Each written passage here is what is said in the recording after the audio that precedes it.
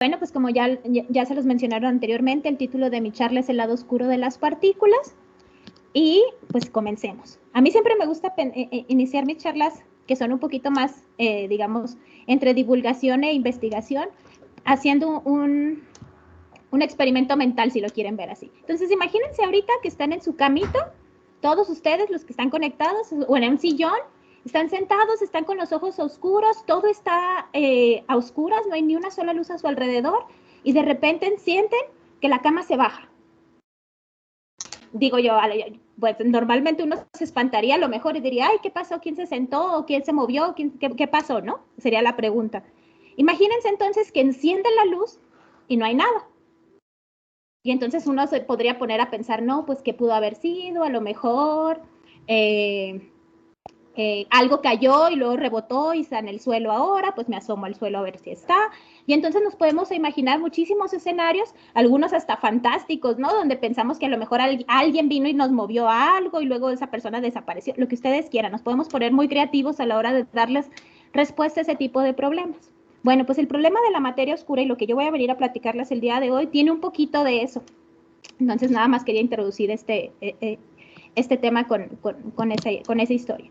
Entonces, si se dan cuenta en el título decimos el lado oscuro de las partículas. Entonces, pues para poder hablar del lado oscuro, me gustaría que habláramos un poquito pues del lado que no es oscuro, del lado luminoso, si lo quieren ver así. Y en el sentido en el que vamos a hablar de luz es en el sentido en el que son cosas que nosotros podemos ver. Ahorita mi siguiente diapositiva nos dice qué es la luz.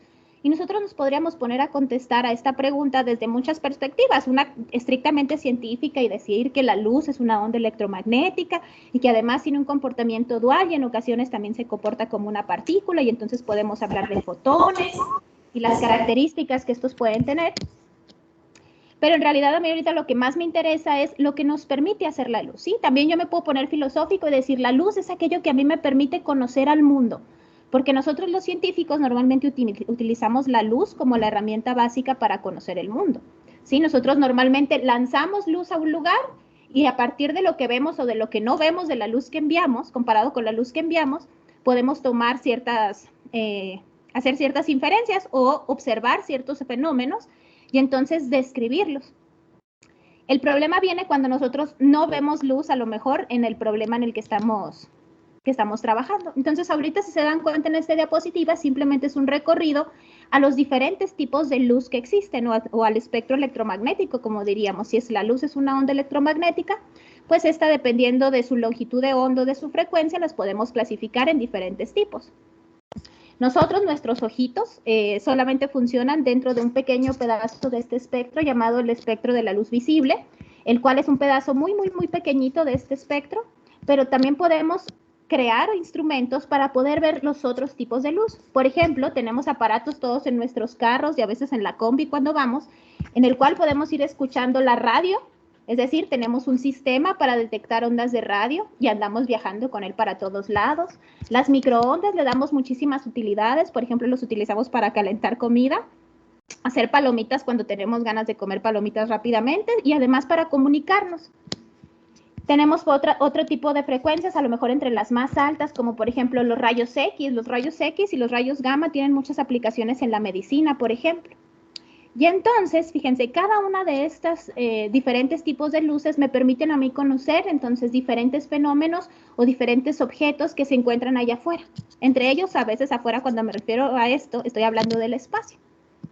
Entonces, fíjense, allá afuera hay más cosas de las que nuestros ojos pueden percibir. Si nosotros solamente nos limitamos a aquello que me permite ver este sistema tan rudimentario llamado los ojos del humano, me voy a estar perdiendo de muchísimas cosas, pero les digo, los humanos somos tan listos y tenemos tantas habilidades que hemos creado las herramientas para ver en esas otras frecuencias que nuestros ojos no nos permiten. Y entonces, por ejemplo, aquí les muestro unas imágenes en las cuales podemos ver nuestra Vía Láctea en diferentes longitudes de onda. Tenemos en radio, en infrarrojo, un compendio de luz visible y cómo se verían todas las estrellitas. Tendríamos una foto de rayos X y tenemos una foto de rayos gamma. Y vean que en todas ellas lo que nosotros podemos percibir es ligeramente distinto o completamente diferente en otros casos. Nada más para completar, aquí hay otra, fíjense, esta es la nebulosa del Cangrejo, también viste las diferentes frecuencias, y en todas ellas se ve distinta. En todas ellas podemos nosotros ver características diferentes, y que analizando los diferentes tipos de luz nos va a dar información adicional que solamente una linda imagen, ¿no? Entonces aquí pueden ver, no sé cuál es la que a ustedes les guste más, a mí me encantan las de rayos X normalmente, y por supuesto la de luz visible, ¿no? Bueno, en particular, ahorita hablando de los tipos de luces, les digo, cada vez que el humano ha sido capaz de crear un artefacto que le permite tener acceso a un nuevo tipo de luz, a una nueva frecuencia, pues siempre se han hecho descubrimientos. En particular, ahorita digamos que quiero que hablemos del espacio. Entonces, en el espacio nosotros ya sabemos cuál es el elemento más abundante, el hidrógeno. El hidrógeno que está formando nuestras estrellas es el más abundante y si nosotros podemos rastrear el hidrógeno, si somos capaces de ver el hidrógeno y rastrear en la forma en la que éste se mueve, pues puedo describir entonces cómo se mueven los objetos en el espacio, la mayoría de ellos, las estrellas. ¿Ok? Entonces, fíjense, en particular el hidrógeno, dentro de todas las frecuencias en las cuales se emite, tiene una línea muy particular de emisión en los 21 centímetros, con una longitud de onda de 21 centímetros. En ese tipo de tamaños, el tipo de luz, digamos, o del tipo de onda de la cual estamos hablando es una onda de radio. Entonces, por eso aquí en la foto de la derecha pueden ver un radiotelescopio, esas antenotas gigantescas, que a veces hay hasta campos llenos de estas antenas, que nos permiten entonces recibir las ondas de radio que vienen del espacio y obtener información a partir de ellas y entonces rastrear, por ejemplo, el movimiento de las estrellas, el movimiento de las galaxias, porque recuerden, las galaxias pues, son los conjuntos de estrellas, etcétera, etcétera, y entonces poder describir lo que está ocurriendo allá afuera, la forma en la que se mueven los objetos que están allá afuera. Y esto me sirve a mí como introducción para empezar a hablarles de materia oscura. ¿Por qué? Pues porque los inicios de esta área de investigación data de los años 30, cuando este señor que ven aquí en medio, Fritz Zwicky, estaba estudiando un cúmulo de galaxias que se llama el cúmulo Bala. Entonces, el cúmulo Coma Cluster. Entonces, cuando estaba estudiando, hagan de cuenta que los astrónomos tienen una teoría muy definida para que a partir de la luz que ellos pueden observar de las estrellas de este compendio de galaxias, entonces ellos pueden determinar, inferir la cantidad de masa que hay en esos lugares.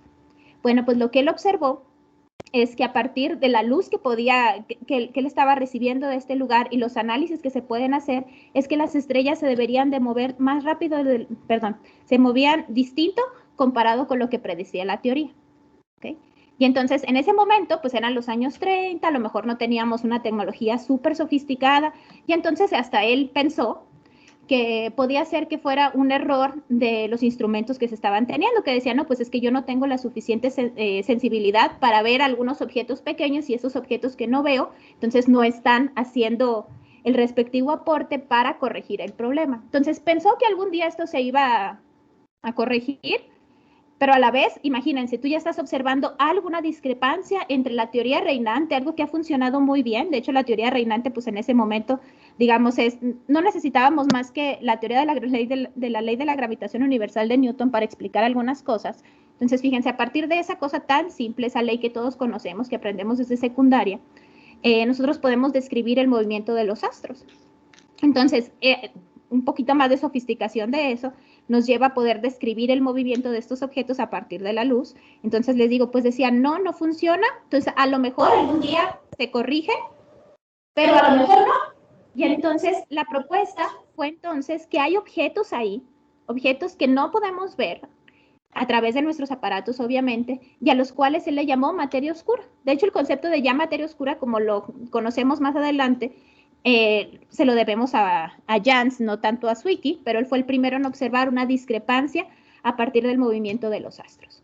Más adelante, algunos años después, viene la evidencia más fuerte de la existencia de materia oscura, la que nosotros consideramos la más fuerte, y es a partir del movimiento de las curvas de rotación de las galaxias. ¿Sí? Que es justamente la grafiquita que aparece del lado izquierdo, y la primera persona en medir curvas de rotación de galaxias, bueno, en conjunto fue esta persona que aparece del lado derecho, y es Vera Rubin, una astrónoma cuyo trabajo, les digo, fue ese, a partir del movimiento del hidrógeno, es decir, del rastreo de la forma en la que se mueve el hidrógeno, poder rastrear la forma en la que se mueven las estrellas en una galaxia particular, como por ejemplo la Vía Láctea o cualquier otra que ustedes quieran estudiar, y entonces hacer una gráfica en la cual pues, en la cual aparece la distancia, la velocidad de rotación de las estrellas con respecto a la distancia a la que se encuentran del centro galáctico. Pues ustedes dirían, no, pues lo que está más al centro, hay más concentración de masa, la gravedad es más intensa, entonces ahí las estrellas van a moverse mucho más rápido y conforme se empiezan a alejar, tiene sentido pensar que se van a ir haciendo cada vez más lentas, que van a ir moviéndose más y más lento hasta que pues ya se acabó la galaxia y ahí quedó, ¿no? Y la teoría entonces predecía este tipo de comportamiento, como ven en la línea roja, que subimos y luego bajamos. Pero en realidad lo que observábamos no era compatible, lo que observó Vera Rubin y sus colaboradores es que no es compatible con la teoría reinante en ese momento. ¿Okay? Bueno, ahorita en un momento más voy a volver a tocar este punto. Entonces, fíjense, ya en sí, ¿a qué le llamamos nosotros el problema de la materia oscura? Pues es a intentar resolver, a intentar descifrar en qué consiste este objeto llamado materia oscura, la cual nosotros suponemos que es materia. Es materia oscura debido a que no es visible directamente por nosotros, ya que no emite ni absorbe radiación. Fíjense, la radiación juega este papel súper preponderante en nuestras vidas, en la que yo espero recibir luz o que ese objeto que está ahí a oscuras, que no conozco, absorba luz y a partir de eso decir algo de ese objeto desconocido que se encuentra ahí. Pero lo que sí podemos ver de la materia oscura es el efecto gravitacional que tiene sobre todos los otros objetos entre los cuales están a su alrededor. Si nosotros consideramos todas estas características, pues nosotros podemos inferir una teoría y tenemos la teoría cosmológica que nos explicaría entonces la formación de estructura del universo y todo a partir de los diferentes contenidos o los diferentes componentes de nuestro universo. Entre esos componentes, pues tenemos la materia ordinaria, la materia de la que todos nosotros estamos hechos y todo lo que conocemos está hecho, la cual corresponde, según nuestras mediciones más actuales, aproximadamente al 5% del contenido de nuestro universo. Mientras que esta cosa que le estamos llamando materia oscura, de lo que se trata mi charla, corresponde al 27% aproximadamente del contenido del universo. Vean ahí que es un gran pedazo del pastel. Toda esta parte naranja corresponde a esto completamente desconocido para nosotros, cuyo efecto gravitacional es lo único que percibimos. Mientras que todavía tenemos algo muchísimo más exótico, es otro componente del universo al cual se lo atribuimos a la expansión acelerada del universo, que le llamamos nosotros energía oscura, y si no sabemos qué es la materia oscura, pues tampoco sabemos qué es la energía oscura. ¿Sí? Si lleva el apellido oscuro es porque de verdad no sabemos qué es lo que es. Y estas cantidades pues, se infieren a partir de las mediciones experimentales de acuerdo y en concordancia con la teoría reinante de la explicación de cómo ha evolucionado nuestro universo. ¿Okay?